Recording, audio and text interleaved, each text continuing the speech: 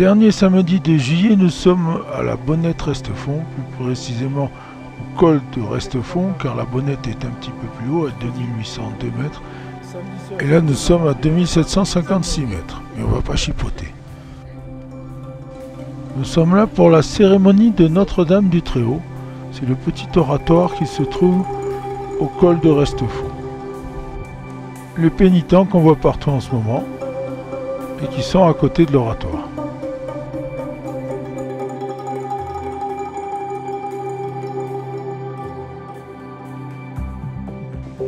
L'arrivée de Christian Estrosi, maire de Nice, président de la métropole. Et nous y sommes dans la métropole, le point le plus haut, routier en tout cas. Une petite photo avec la cime de la Bonnette derrière et l'oratoire.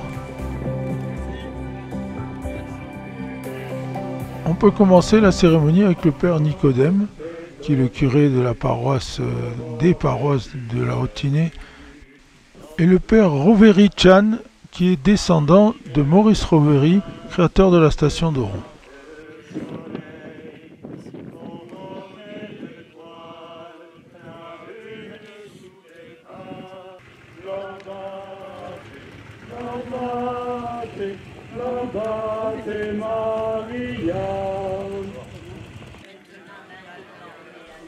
La procession va descendre le long de la route et s'arrêter devant des oriflammes représentant des monastères très connus, comme Notre-Dame de la Salette, Notre-Dame du Tel ou Notre-Dame de Vignadio.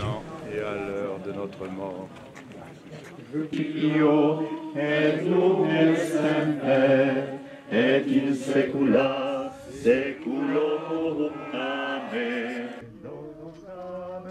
J'en profite pour vous raconter l'histoire de la Bonnette Restefond. Alors la Bonnette, c'est la cime de la Bonnette et elle est devenue la route la plus haute d'Europe parce que il a fallu faire le tour de cette cime, le col de Restefond n'étant pas assez haut. Il y avait le col de l'Iseran qui était plus haut, de 1765 mètres.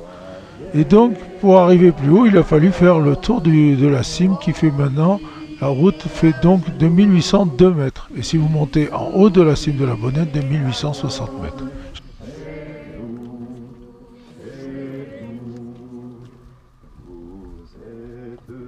Notre mère, portez à votre Fils l'impérante prière de vos enfants chéris. Chez nous, soyez reine, nous sommes à vous. La prochaine halte, c'est Sainte-Anne de Vignadio, le monastère de Sainte-Anne de Vignadio, qui se trouve à 2032 mètres en Italie, de l'autre côté du col de la Lombarde, à côté d'Isola des Milles, et qui a même des terrains qui le jouxtent, qui appartiennent à la commune d'Isola.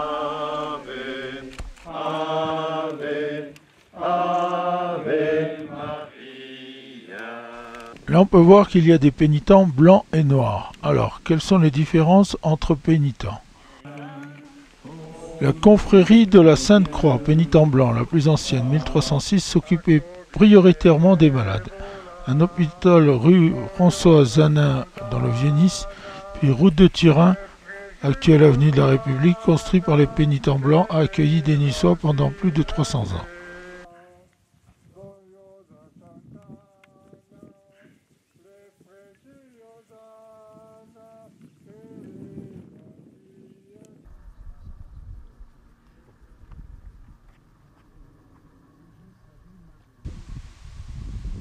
La confrérie de la Miséricorde, pénitent noir, a vu le jour en 1329 au cours d'une épidémie de choléra particulièrement dévastatrice. Les Noirs se consacreront par la suite à l'accompagnement des condamnés à mort et au Mont de Piété, organisme facilitant le prêt aux plus pauvres.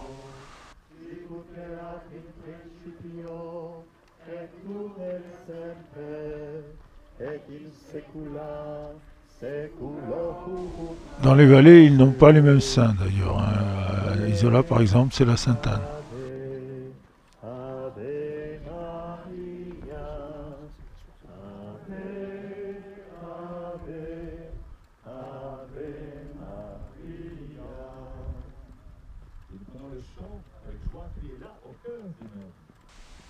Ensuite, sur Nice, vous avez la confrérie du Saint-Sépulcre, ce sont les pénitents bleus, qui a été créé en 1431, et la confrérie de la Très Sainte Trinité, ou du Saint-Suaire, et ça, ce sont les pénitents rouges.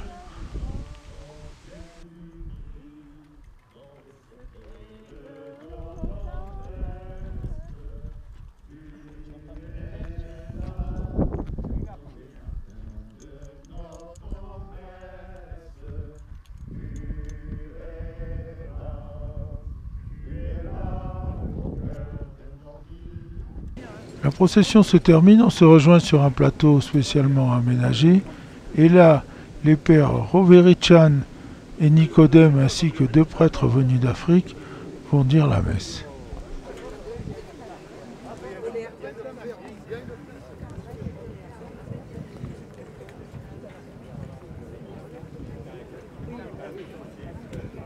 On avait voulu montrer qu'on pouvait aller de Saint-Étienne à Barcelonnette et on a fait une expédition, plusieurs voitures. Là aussi, mon grand-père, Maître Issautier, le docteur Jouglard, Mère Émilienne, tout cela, on est passé là par les pistes. C'était pas toujours facile de trouver le chemin et on a fait cette expédition. Et puis, en 1963, j'étais là aussi pour la bénédiction de l'oratoire de Notre-Dame du Très-Haut par Monseigneur Mouissé qui venait d'arriver comme évêque de Nice dans notre diocèse.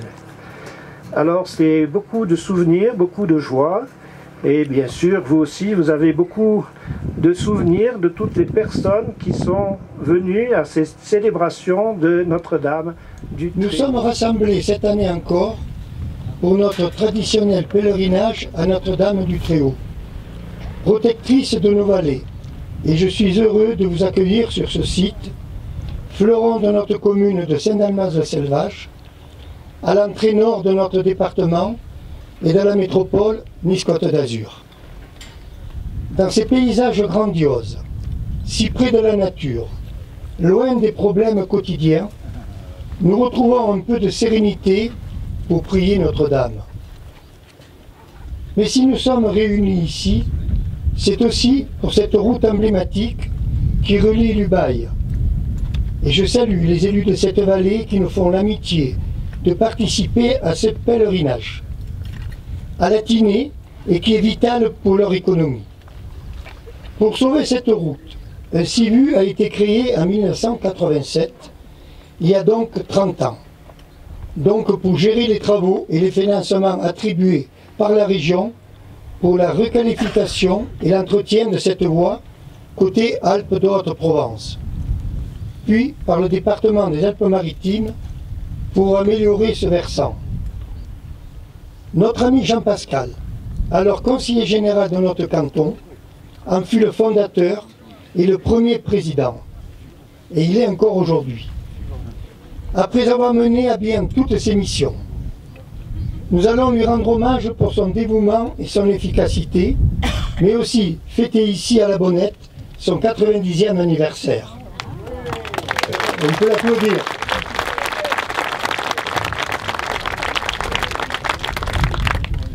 Je veux également remercier Christian Estrosi, président de la métropole Nice-Côte d'Azur, qui est toujours à nos côtés et continue à financer les travaux de confortement de la route côté Alpes-Maritimes.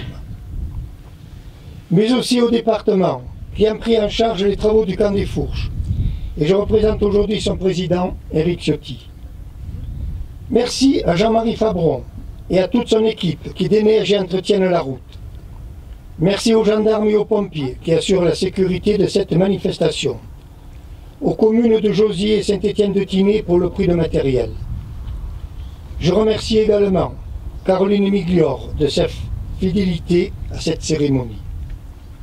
Merci également au nouveau directeur des services et de la métropole et de la ville de Nice qui nous fait l'amitié d'être parmi nous aujourd'hui. Et enfin, merci au Père Boldis et au Père Chan qui ont concélébré cette messe. Et merci aux pénitents qui sont les artisans de cette cérémonie. Et maintenant, je vous donne rendez-vous à l'année prochaine et je vous remercie.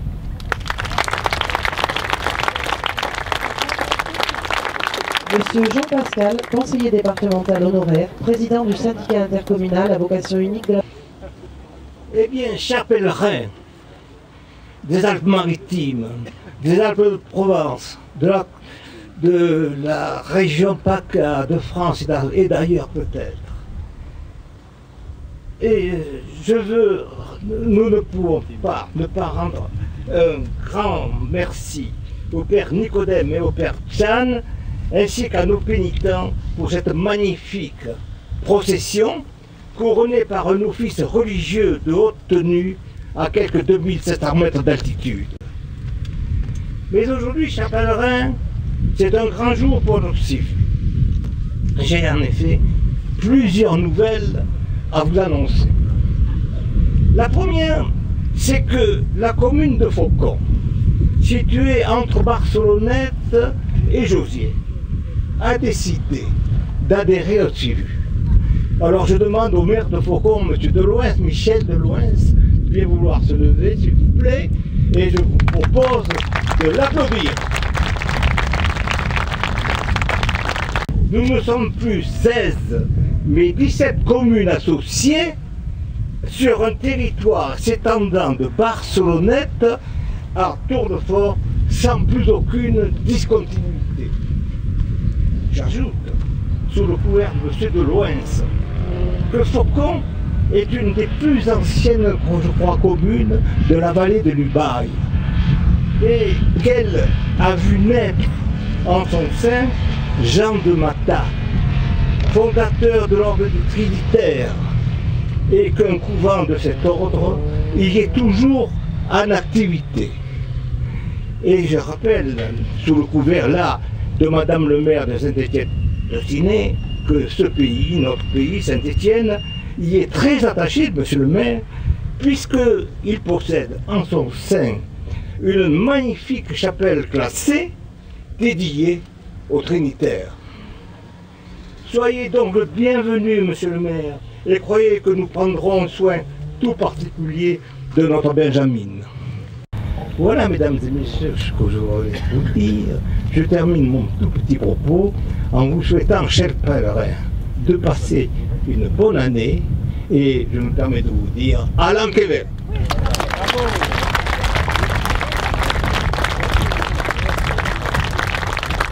Monsieur Lucien Gilly, maire de Josier. Eh bien, c'est toujours un plaisir de moi de vous dire quelques mots, même si souvent je me répète. Mais j'ai pas honte de répéter chaque fois combien je suis attaché et combien Josier est attaché à l'amitié entre la vallée de la Tinée et la vallée de l'Ubaye. Et c'est vraiment un beau chemin et une belle histoire. Et ce pèlerinage nous donne également l'occasion de mesurer le travail qui a été accompli sur la route de la Bonnette. Effectivement, des moyens financiers importants ont été mis en œuvre et continuent à être mis en œuvre. Les différents interlocuteurs avant moi ont rappelé l'impulsion décisive qu'a donnée Christian Estrosi par les différents mandats qui ont été les siens. Et en tant que conseillère départementale, je me félicite que le département ait entrepris les travaux de confortement au camp des Fourches, un investissement important qui contribue à la préservation de notre patrimoine et également à l'attractivité de cette route. Chers amis maires de Faucon qui nous rejoignez aujourd'hui, comme pour nous dans la vallée de la Tinée, on tient le coup économiquement en mettant le paquet sur nos stations de sport d'hiver. Mais il y a cette période transitoire qui est difficile, qui est délicate, parce que d'un coup l'économie chute, nos restaurants, notre hôtellerie, nos artisans, d'un coup n'ont plus d'activité au moment où nous fermons l'activité de nos stations de sport d'hiver et où la route est déneigée. Regardez le nombre de milliers, de dizaines de milliers de véhicules qui passent pendant l'été et qui alimentent notre économie, et dès les premiers jours d'ouverture de la route, c'est important. Donc voilà, je veux remercier nos services, parce que là aussi la solidarité de la métropole est présente de l'autre côté.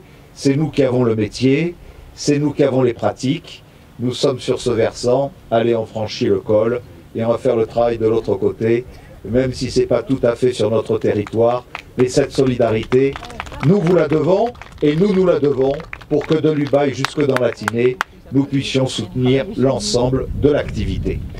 Je crois qu'une route qui fait le lien entre deux territoires, qui montre qu'elle est la plus élevée d'Europe et que nous sommes capables nous-mêmes d'élever nos esprits, c'est aussi la plus belle preuve que nous puissions apporter de notre volonté de dépasser toutes les querelles, tous les sectarismes, toutes les exclusions, parce qu'unis, nous sommes plus forts, que solidaires, nous sommes plus forts pour construire l'avenir et faire en sorte que ce soit les défis et les espérances de demain que nous soyons capables de nourrir pour les générations futures. Bonne fête de Notre-Dame du Très-Haut à chacune et à chacun d'entre vous. Et je ne voudrais terminer sans remettre à Jean-Pascal son cadeau. Voilà, il y en a 3. Et chacun a un symbole.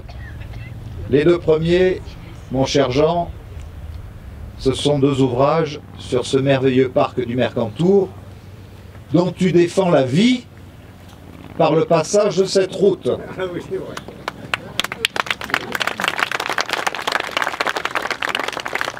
Le deuxième, c'est la médaille d'or de notre métropole à la date d'aujourd'hui, 30e anniversaire du Civu de la Bonnette. C'est le deuxième. Et le troisième, il a été repris exactement 38 millions de fois et un peu plus ce matin dans le monde depuis le 14 juillet 2016 par tous ceux qui ont voulu témoigner leur soutien à notre métropole et à notre Nice frappé il y a un an. C'est notre hashtag I Love Nice.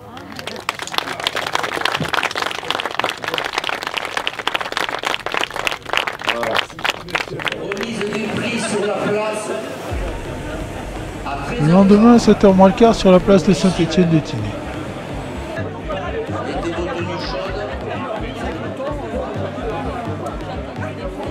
Plus de 200 personnes sont venues pour participer à la 35e course de la Bonnette.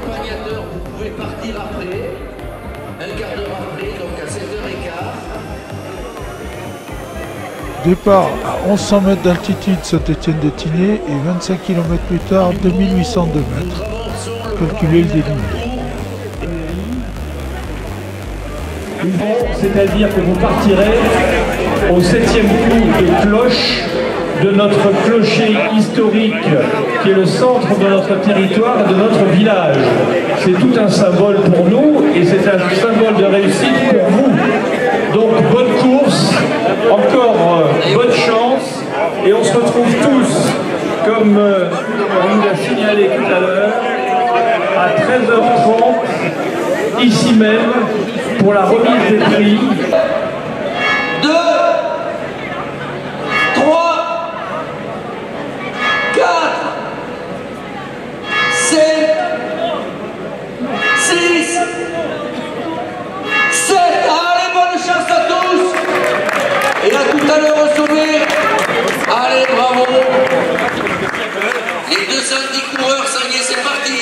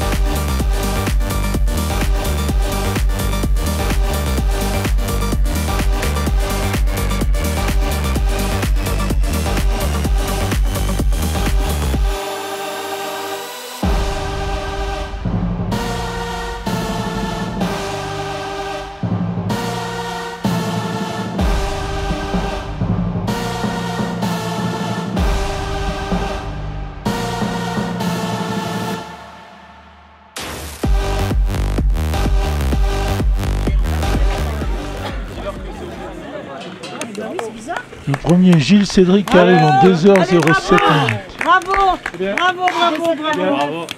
Allez, félicitations. Yeah, ça a marché, c'est bon. Tu veux les secondes aussi? Non. De 7 minutes, 41 secondes. Les premiers là, les trois premiers. Oui, oui, Deuxième, Franco Loïc. Non, il était cinquième.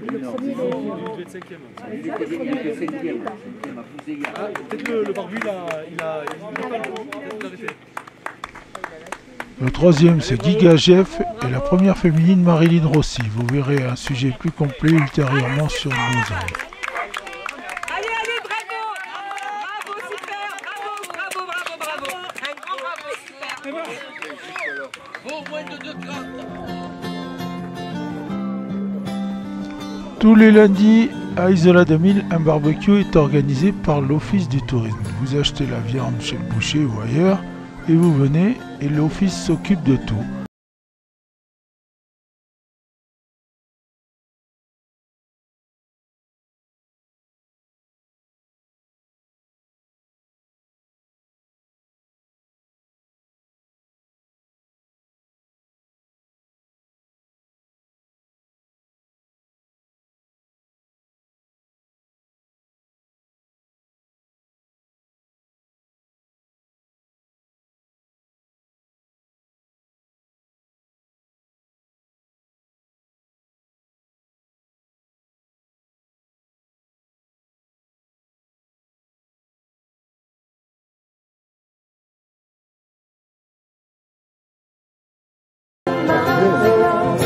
Oui,